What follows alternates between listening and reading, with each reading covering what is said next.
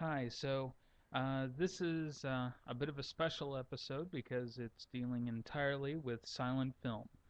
Now, for those of you who aren't familiar with silent films, um, it was a very broad genre, not even a genre, but a method of recording film back when they didn't really have the ability to record very long pieces of audio.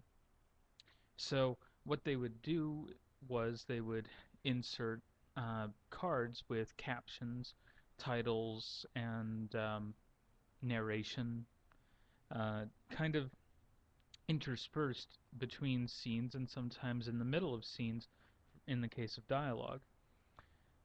And it's fascinating when you take a look at silent film because uh, it's able to tell a story in an entirely visual spectrum without really audio. At most, you get some music. Uh, so, uh, that being said, first I'll make a recommendation that you pretty much see any of the Harold Lloyd or Charlie Chaplin or Buster Keaton films out there. Many of them are shorts, many of them are comedies, and a lot of them really have withstood the test of time. Also, it's a wonderful way to get a look back at kind of the way that they represented society for the audience, and it helps you get inside the head of the people who uh, were going to see films back then. And films were uh, basically like TV of that time. You would watch a few shows in a row, um, or you might just go and see one particular show. The Italians, for instance, favored huge, sprawling epics with lots of extras and huge sets. The Germans tended to favor more expressionist films, um, some dramas and period pieces, and of course, um, Americans tended to favor comedy, and of course, we would send a lot of our films out in the world. And one of the advantages to silent film is that all you have to do is translate the title cards and the caption cards and the narration so that you can just uh, send it out there and everyone of any language can appreciate it and appreciate what's going on. Um, One of the more interesting silent films of that era is by the Lumiere Brothers, who made a film called A Trip to the Moon, I believe it is. Um, and it's based, I believe, on an H.G. Wells novel. Feel free to correct me. Moving on from that, and just that general discussion, let's get into some specific films that I think you should check out. This is one that I actually just went and got on Netflix, and that's The Man Who Laughs. Um, this is a rather unique piece because it was American produced, but it was heavily influenced by German Expressionism, and we'll go into that a little bit more. German Expressionism used light and shadow in very stark contrast, as well as using very visual elements, shapes, and such in order to tell a story. Um, the sets and such would be heavily distorted. Um, and the story of the man who laughs is one of, well, it's based on a Victor Hugo novel, and it was based on the success of another short film called The Hunchback of Notre Dame, starring Lon Chaney. And The Man Who Laughs was, for Batman fans, the actual basis for the character of the Joker. Uh, and the story is centered around a young boy who's the son of a nobleman who is outcast by the servant of a king uh, for various reasons, and the son is horribly mutilated uh, so that he is constantly grinning. Uh, and um, his father is locked in an Iron Maiden to die.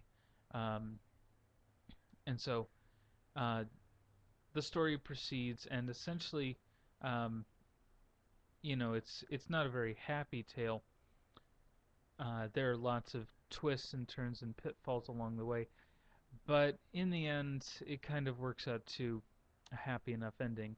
And one interesting thing about the production of this film was, first off, they cast a German actor in the title role, who then, after touring around for the film, actually ended up going back to Germany and being a huge celebrity. Uh, and this actor was by the name of Conrad Veidt. The interesting thing about Conrad Veidt, and we'll move along into the next film with this, is that Conrad Veidt played one of the main characters in The Cabinet of Dr. Caligari, which is an expressionist piece, and it's considered the quintessential expressionist film, as well as really one of the first horror movies. And it's about a very edgy subject at the time, somnambulism, which is sleepwalking. The idea of mesmerism and hypnotism uh, taking hold uh, over a person's mind and making them do things that they normally wouldn't do. And it's based on an old folk legend of a somnambulist uh, who was under the name of Dr. Caligari. Uh, he he would use this somnambulist uh, and just be able to do whatever, and it was considered almost a magical state. Um, anyway, it had to do a bit with spiritualism and a lot of other stuff that they kind of thought at the time. So, um, Conrad Veidt played the somnambulist in the film, and the story basically takes place inside the mind of a madman, but you're not sure how much of it is real. Um, it gives you a framework of a man telling another man a story, um, and Dr. Caligari, it turns out, worked at an insane asylum, and you're simply left not knowing uh, whether any of it's true, but it's still a fascinating story about kind of a dream world, um, and uh, it takes you on a bit of an adventure. And let's see. Okay, moving on because we don't have too much time left. Uh, I also want to recommend Fritz Lang's Metropolis. It's a long movie, but Fritz Lang is one of the best directors of silent film. He was able to do some amazing special effects that still hold up today. And there are two different versions right now uh, that are out that are distinctly different. One has gothic industrial music set to it, and the other has the more traditional score, um, and it tells the tale of a future society that's basically a giant society where it's essentially run like a machine, and there's a class of people called workers that live in an undercity that run everything. And you'll see hints of this in the Animatrix films. You'll also see hints of this in in the anime Metropolis, but not to the degree that really the Fritz Lang film uh, has it. And it also has to deal with a mad scientist and um, a robot and just the nature of humanity altogether. Um, I want to say one little thing about The Man Who Laughs, and that is that the recording that they have actually has some recorded speech on it because this was just at the time that they were getting close to recording sound, but they didn't want to quite go there because the production was already quite expensive. So there is some speech audio on it when like maybe a crowd is calling for the main character Gwynplaine or something. But there's also a great score to it. Um, all of these films have wonderful scores. So yeah, run out and check those out, and I'll see you next time on Film Recommendations. Don't forget to hit the subscribe button. Bye bye.